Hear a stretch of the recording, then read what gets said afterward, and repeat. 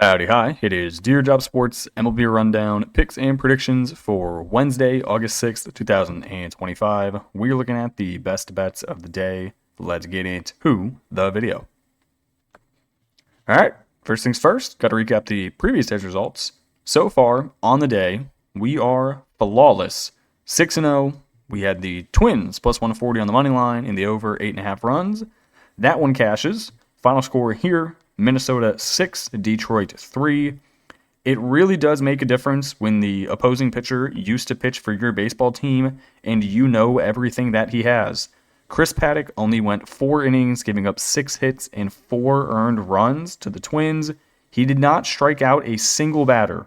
The Twins knew exactly what he was going to throw. Zebby Matthews, pitching for the Twins, went 5 innings, gave up 5 hits and only 1 earned run. Both of these teams had 9 hits. Final score, Twins 6, Detroit 3. I really don't think this Detroit team is as good as people make them out to be. Unless you have Skubal on the mound, their lineup's just not intimidating. Nobody has been hitting for power recently. I mean, Javier Baez is still on the team, so that's not a good look. Torkelson's not having a good season, hitting 235. Riley Green is constantly in and out of the lineup just based on how bad he is. I mean, your leadoff guy is Colt Keith.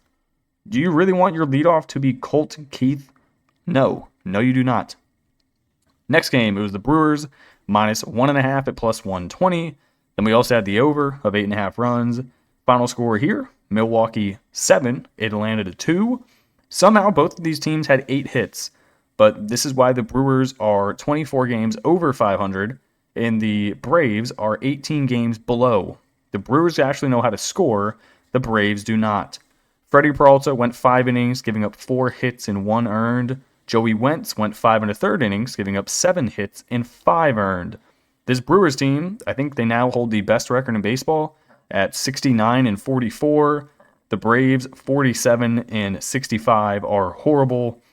I mean, there's really not much else to write home here. The Braves are not good. The Brewers are good. We win another run line bet. The run lines are slowly starting to creep up on me, make me feel nice. Next game, technically this is still going on. It is the Reds plus 150 on the money line in the under 7.5 runs. I went a little early crow. It is the top of the 9th with 2 outs. The score is 5-1, Cincinnati winning. For video purposes, I'm going to count this as a dub. I feel pretty safe about the plus 150 money line. Maybe the Cubs make a comeback. It is now the middle of the 9th. If we can just not have 2 runs scored, I think we're okay. Then the only game we still have really left going is the Diamondbacks and the Padres. We have the D-backs plus 115 on the money line and the over of 9 runs. The current score is San Diego 2, Arizona 2, in the top of the 4th with 1 out. So we'll see how that one goes. Hopefully, Arizona just wins this game 10-3, and I somehow go 8-0 on the day and make a bajillion dollars. That would be nice, but so far 6-0, bringing our season record to 459 and 435. I will update the season record for the next video based on what the D-backs do. All right, that's the recap. Let's get on to the picks for tomorrow. All right, first game here is the Kansas City Royals at the Boston Red Sox. I'm going to take the Royals plus 125 on the money line and the over of 9 runs. Royals, they have lost the first 2 games of the series. They really have not been that close. They lost game 1, 8-5. They lost game 2, 6-2. So they've been outscored 14-7 in the first 2 games.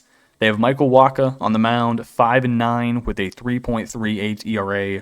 Going up against recently acquired Dustin May. Team debut. It is today. You know me. I love fading pitchers making their team debut, especially when, this instance, they're going for a home sweep against the Royals. Royals really haven't been that good recently as a team. Like I said, they lost the first 2 in the series. They're coming off a surprising series win against the Blue Jays. Before that, they beat the Braves. They lost to the Guardians in a series. They lost to the Cubs in a series. Actually, no, they beat the Cubs in a series. They lost to the Marlins.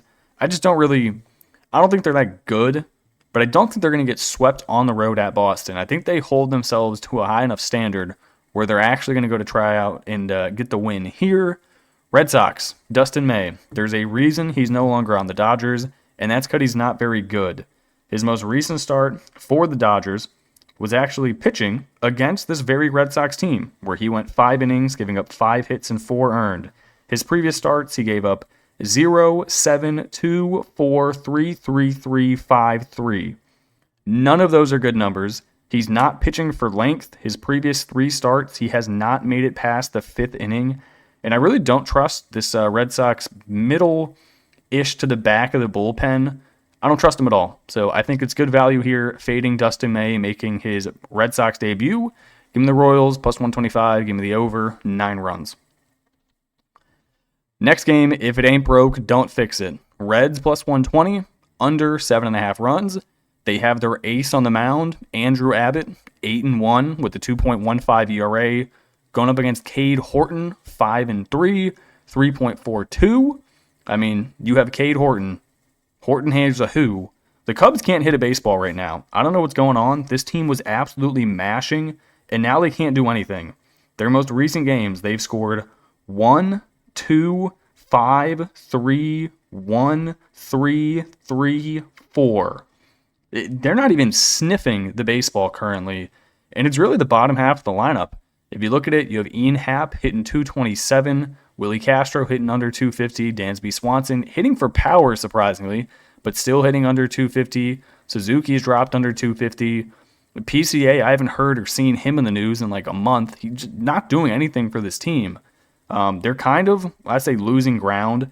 They are losing ground. This is the NL Central battle. The Reds are going to want to get this series sweep so they can get behind, I think, 4 games of second place in the Cubs.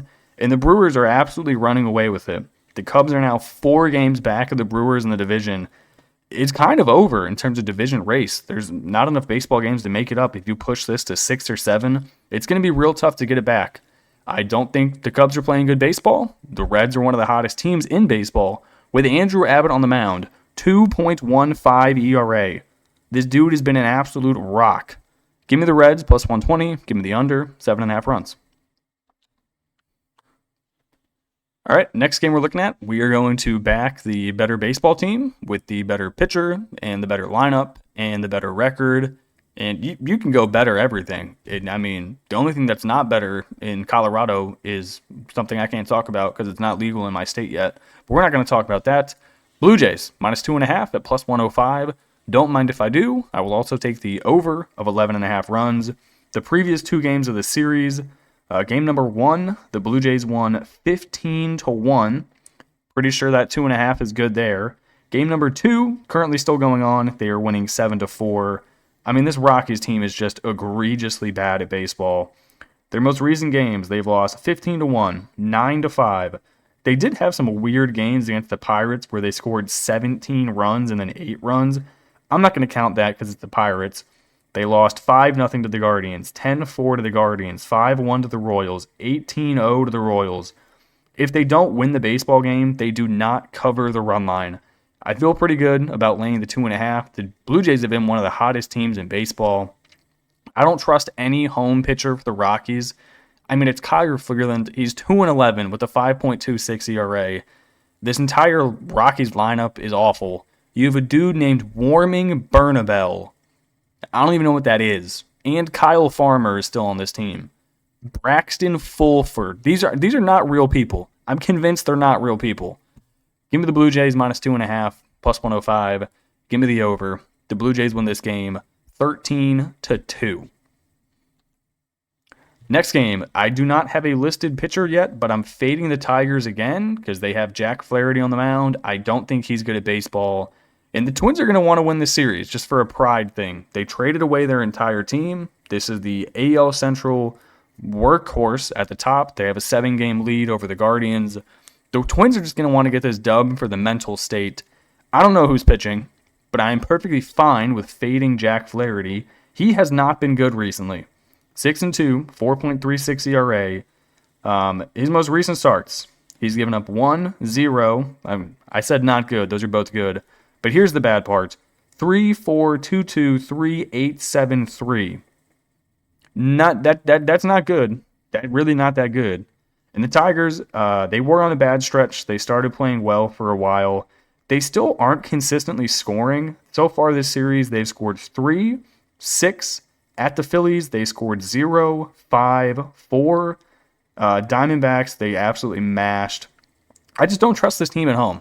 I don't know what the line's going to be. If I had to guess, we're going to get Twins plus 130, plus 140, depending on who they toss out there on the mound.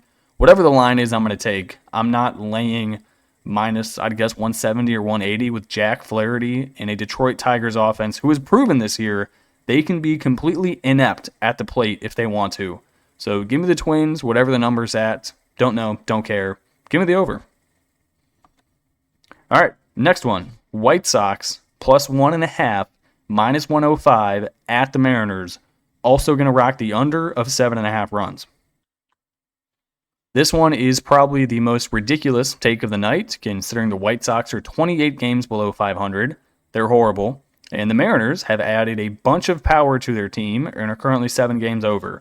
But I do not feel like laying minus 230 with George Kirby on the mound. Jonathan Cannon's actually really good. I'm surprised he wasn't traded. He's 4-8 with a 4.77 ERA, but I don't mind him on the road, actually. Let me pull up his most recent starts. He's gotten shelled in his previous 2, but that was against Philly and Tampa Bay. Prior to that, he had given up 1-2-2, 1-3-5. That's really not that bad. For a White Sox pitcher, that's pretty goddamn good. George Kirby, his most recent starts, he's given up 0-2, 4-4, 0-1-4. I just don't want to lay minus 220 with George Kirby. The White Sox don't even have to win the game. This can be a 3-2 ball game in the top of the 9th inning. I'm perfectly okay with that. Lose by 1. That's okay. Give me the White Sox plus 1.5. Give me the under 7.5 runs. No chance am I laying a big number with George Kirby. All right, that is going to do it for me in this video. I will do a quick score update on both of the games. The Reds game finished 5-1, so we land both of our bets there. And the D-backs game, it is still 2-2. We are now on the bottom of the 4th. 0 outs, nobody on. All right, that is it for me. I appreciate you guys watching and tuning in. Hopefully, we continue this hot streak. I don't know how we're doing it, but we're doing it. I will catch you guys in the next video. Peace.